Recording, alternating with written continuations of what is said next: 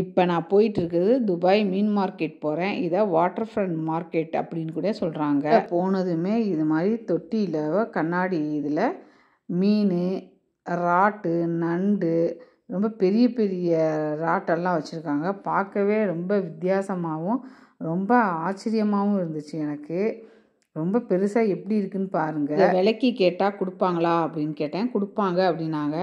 நான் என்ன நினச்சேன்னா இதை சும்மா பார்க்கறதுக்காக வச்சுருக்காங்க அழகுக்கு அப்படின்னு.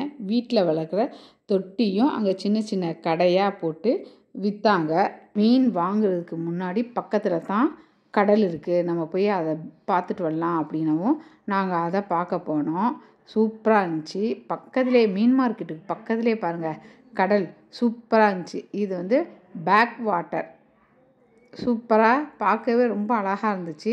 இதை பார்த்துட்டு இருந்தோம். ஆனால் வெயில் தாங்க, செம்ம வெயிலுங்க.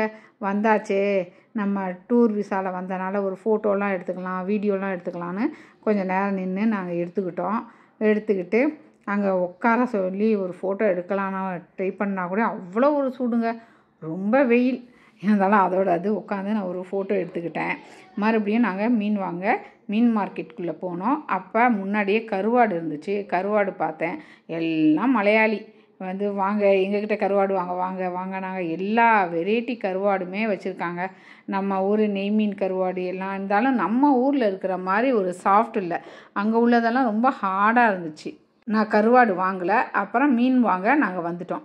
மீனெல்லாம் பார்த்தோம். ரொம்ப வெரைட்டி மீனெல்லாம் ரொம்ப ஜாஸ்தியாக இருந்துச்சு. நாங்கள் ஒவ்வொரு சைடும் போய் மீனை பார்த்துட்டு விலைக்கிட்டு போனோம். எல்லாமே நம்ம ஊர் மாதிரியே வாங்க, இங்கே நான் உங்களுக்கு கம்மி பண்ணி தரேன், என்கிட்ட வாங்குங்க அப்படின்னாங்க.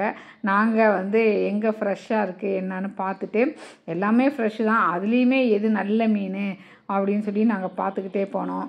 என் பையனை கேட்டு அவனுக்கு என்ன மீன் பிடிக்கும் அப்படின்னு கேட்டோம். அவன் வஞ்சர மீன் தான் வேணும் அப்படின்னாப்புல. அதுக்கப்புறம் வஞ்சர மீன் வாங்கிட்டு, ராட்டு வாங்கிக்கிட்டு, நண்டு வாங்கிக்கிட்டு நான் க்ளீன் பண்ண கொடுக்க போனேன். ராட்டு பார்த்திங்கன்னா செம்ம சூப்பராக இருந்துச்சுங்க. நல்ல பெரிய பெரிய ராட்டாக இருந்துச்சு. நண்டும் அதே மாதிரி தான், நல்ல பெருசாக இருந்துச்சு. ப்ளூ நண்டு ரொம்ப நல்லாயிருக்கும் அப்படின்னோடனே நான் பார்த்தோன்னே ப்ளூ நண்டு நான் வாங்கிட்டேன். என் பையன் மீனை பிடிச்சி ஒரு வீடியோ எடுத்துக்கலாம், போஸ் கொடுமா அப்படின்னு சொன்னாப்புல.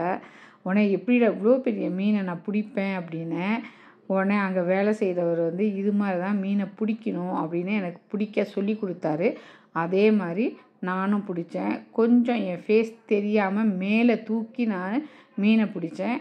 அவர் இது மாதிரி பிடிங்க அப்படின்னு கீழே என் ஃபேஸ் தெரிகிற மாதிரி அவர் மீனை இப்படி பிடிங்க அப்படின்னு சொல்லி கொடுத்தாரு. இவ்வளோ பெரிய மீனை நானா தூக்குனேன் அப்படின்னு எனக்கே ரொம்ப ஆச்சரியமாக இருந்துச்சு. எனக்கு தெரிஞ்சு அங்கே கொஞ்சம் பேர் மலையாளியாக தான் இருந்தாங்க. மித்த நாட்டுக்காரவங்களும் அங்கே வேலை செஞ்சாங்க.